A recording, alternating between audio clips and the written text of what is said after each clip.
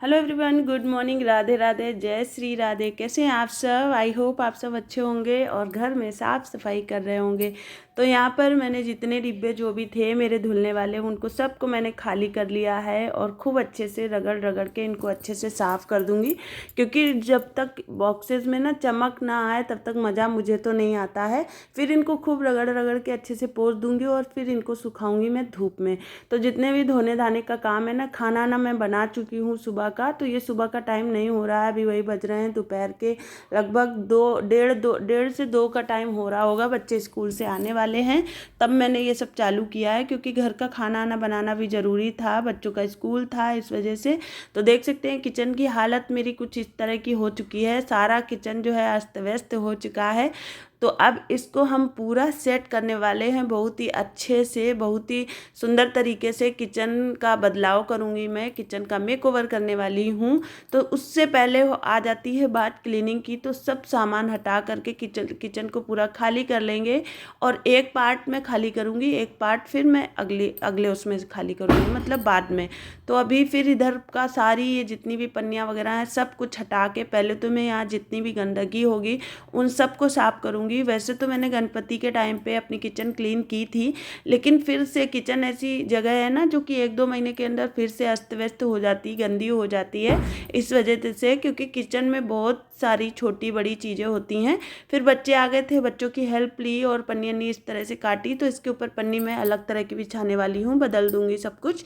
तो यहाँ पर पूरा इस तरह से जितने भी जाले वगैरह गंदगी है सब कुछ अच्छे से हटा लूँगी।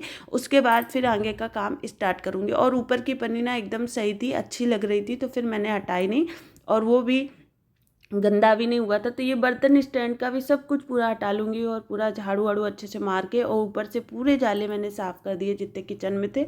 तो किचन मेरी बड़ी है, लेकिन हाँ बहुत ज़्यादा बड़ी नहीं है, इतना ज़्यादा घर में सामान होता है। उसके बाद ये स्लैब के नीचे का जो पार्ट है, तो किचन में मेरी मॉड्यूलर तो नहीं है, नॉन मॉड्यूलर किचन है। तो उसमें ना साफ़ सफाई ज़्यादा ही लगती है कि सारे डिब्बे वगैरह जो है बहुत जल्दी जल्दी गंदे हो जाते हैं, क्योंकि बंद में नहीं रहते, खुले में रहते हैं।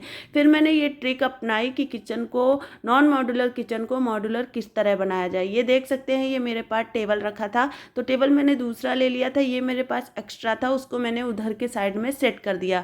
तो जो मेरे बड़े बड़े बर्तन या बड़े बड़े थोड़े बहुत डिब्बे हैं उनको सेट करने के काम आ जाएगा। रैक जैसी एक बन गई एक तरह की।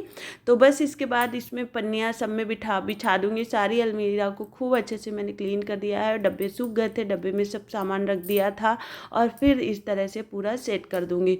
तो इसके नीचे वाले में सारी मैं क्रॉकरी रखूंगी। तो फिर याद आया क्रॉकरी रखने के लिए कुछ डीआईवाई कर लेते हैं, जो कि मेरे मन में आइडिया था। तो फिर डीआईवाई मैंने किया, जो कि मैं आपके सबके साथ शेयर कर रही हूँ। तो ये घर में मेरे कोरियर आता रहता है, उसका डिब्बा है, उसको मैंने इस तरह से काट लिया है और इसके ऊपर गत्ते के टुकड़े काट काट के उसी साइज के लगाती जाऊंगी, ताकि किचन का ऑर्गेनाइजर है थोड़ा सा मजबूत होना चाहिए, वरना ये जल्दी टूट जाएगा थोड़ा बहुत भी अगर पानी गया या कुछ गया इस वजह से। तो इसको खूब अच्छे से मैं 2-3 गत्ते इसमें 2-3 परत दे दूंगी, तो बहुत ही मजबूत ये बन जाएगा, जो कि 1-2 साल तो बिल्कुल टूटने वाला नहीं है। क्योंकि पहले में मैं किचन के कई ऑर्गेनाइजर बना चुकी हूँ, मेरे 1-1.5 साल चलते हैं ये समझ लीजिए।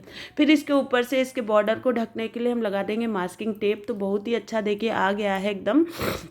उसके बाद ये देख सकते हैं वुडन पेपर है, जो कि मार्केट में बहुत ईजिली, मैंने तो आपको बताऊं ये सिर्फ और सिर्फ 7 रुपये में लिया है। तो ये ऑर्गेनाइजर और बाकी सारी चीज़ें जो मेरी हैं फ्री में, लगभग 7 से 8 रुपये में, या 10 रुपये मान लीजिए, ग्लू स्टिक भी लगी है। तो 10 रुपये में ये हमारा ऑर्गेनाइजर, किचन ऑर्गेनाइजर बन करके तैयार है आपको बताऊं। तो इसको बस किचन में हम रखेंगे, इसमें हम सजाने वाले हैं अपनी जो भी छोटी छोटी प्लेट्स वगैरह हैं, कटोरी, क्योंकि अलमीरा में सब चीज़ें इधर उधर भागने लगती हैं, डर लगता है लेने में कि कहीं टूट ना जाए।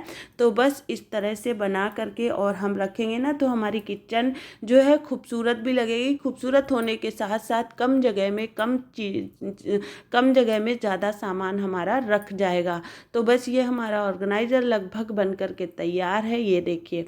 तो चलिए इसको सजाते हैं अपनी रसोई में। तो रसोई की सजावट तो चल ही रही है, तो देख सकते हैं इसको मैंने इस तरह से अलमारी पे रख दिया और जितनी हमारी जो प्लेट वगैरह होती हैं इस तरह से रख दी मैंने। फिर उसके ऊपर से छोटी प्लेट और फिर इस तरह ऐसे देख सकते हैं आप कि काफ़ी इसमें बहुत सारी कम से कम 10 से 12 प्लेट आ गई हैं, कटोरियाँ आ गई 6-7 और छोटी छोटी कटोरियाँ।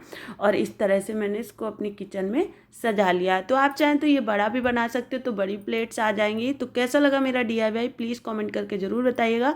तो लास्ट टाइम मैंने ये DIY बनाया था, ड्रॉर इसके अंदर थे जो कि बॉक्सेस, तो अभी मैंने सारे ड्रॉर हटा दिए हैं। और मेरा जो डोसे का तवा वगैरह काफ़ी बड़ा बड़ा है, उसको और अप्पे स्टैंड को, जितनी भी लीड वगैरह हैं सबको इसके अंदर मैं सेट करके एक साथ रख दूंगी।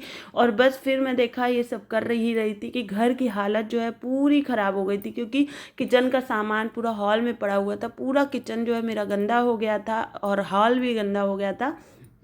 फिर मुझे लगा कि ये चलो पहले सही कर दूँ, क्योंकि अच्छा नहीं लग रहा था बिल्कुल। और शाम का भी टाइम हो रहा था, वही लगभग 4 साढ़े 4 बज रहे थे। धूप तो अभी गई नहीं थी, लेकिन फिर मुझे लगा एक बार इधर झाड़ू लगाने की ज़रूरत है, तो मैं ये पूरे घर में एक बार झाड़ू लगा दूँगी।